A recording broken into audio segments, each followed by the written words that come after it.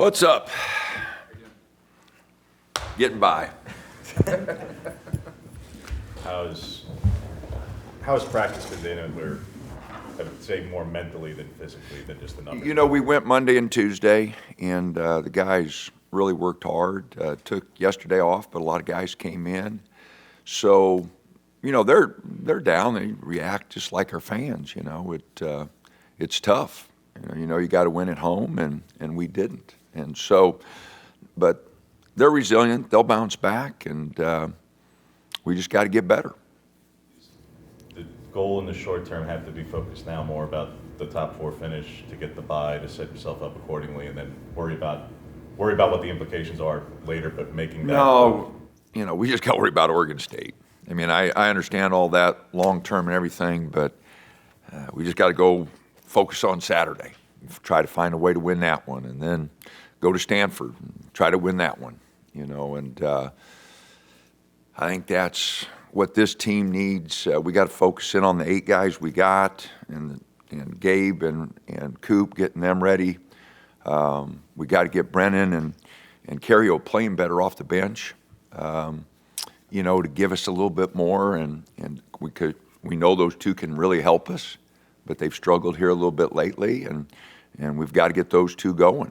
So just to give us, you know, a good rotation.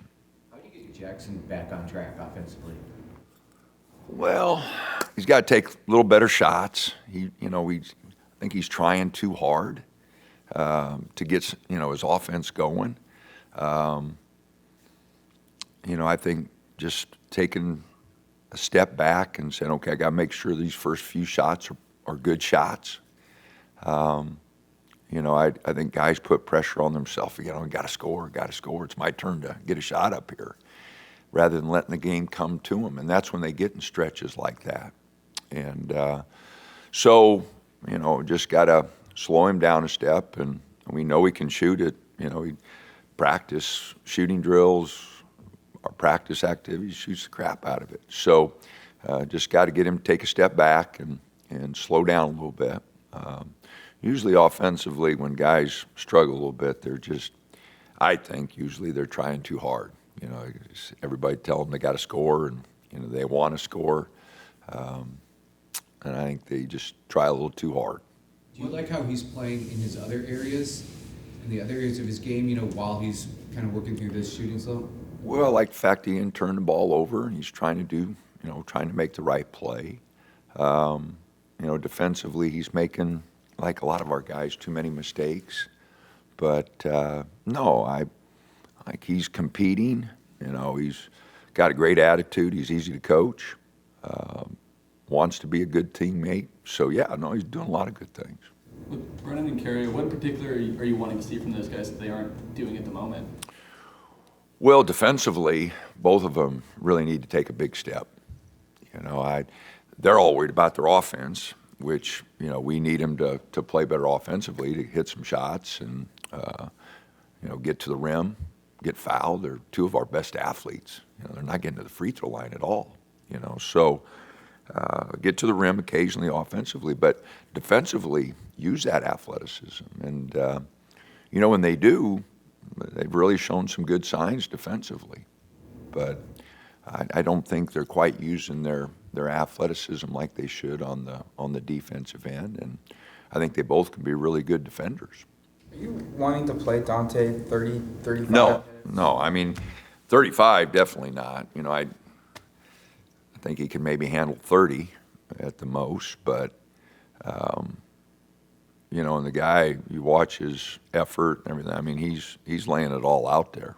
But, you know, I think he gets worn down when we play in that, and, you know, he's only been playing 4 weeks, 3 weeks. You know, it's not like, and he's coming off a 9-10 week not doing anything because of a knee injury. You know, he's only been playing a month, so he's worked himself into great shape to play those kind of minutes. But when you're playing Thursday, Saturday especially, I think it's really hard on him. What are you looking for then from Kwame and Mo to be able to give him some breathers? Well, I've got to do a better job. You know, it's without Nathan, it's got to be Mo, you know, getting up to 10 minutes a game. We need KJ producing more at the 4, and because that just messes up our rotation at the 4.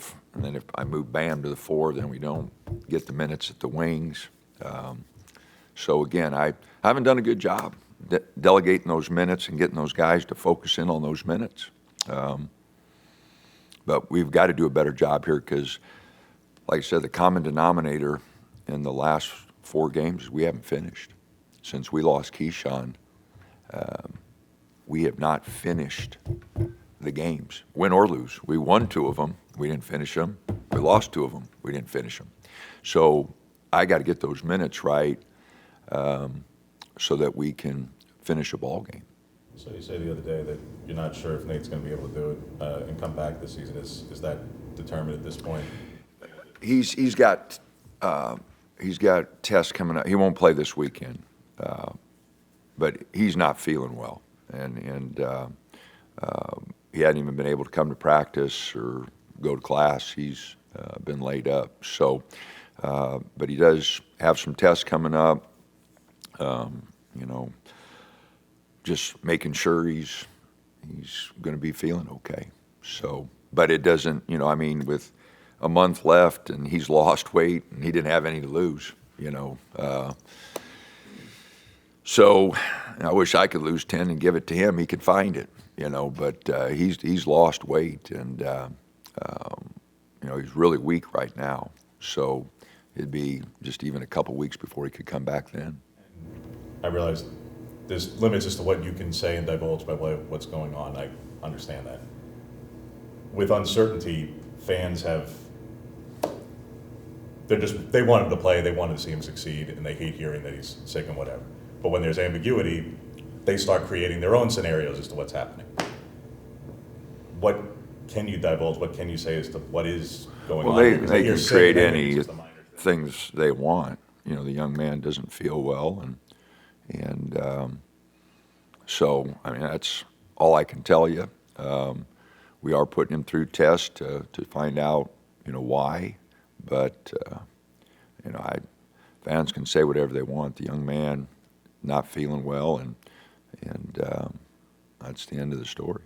Is there any thought yet of, if he can't come back, of redshirting and what this becomes? Oh, those things will be decided later. But he only played 5 games, and Mookie only played 5. 5 seems to be our standard. Jesse only played 5.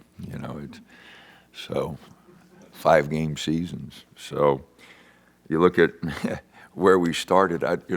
Somebody called me and said, the Georgia games seems like so long ago. He goes, you started Jesse, Keyshawn, Nate, 3 guys that aren't even playing. Dante started and then didn't play another game for a while.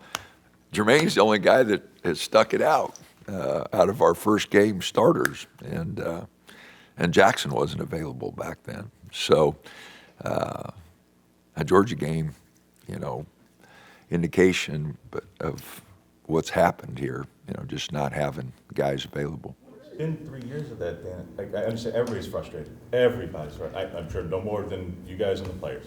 That you're the ones who are in it. And I appreciate the gallows humor, because how else can you get through the day?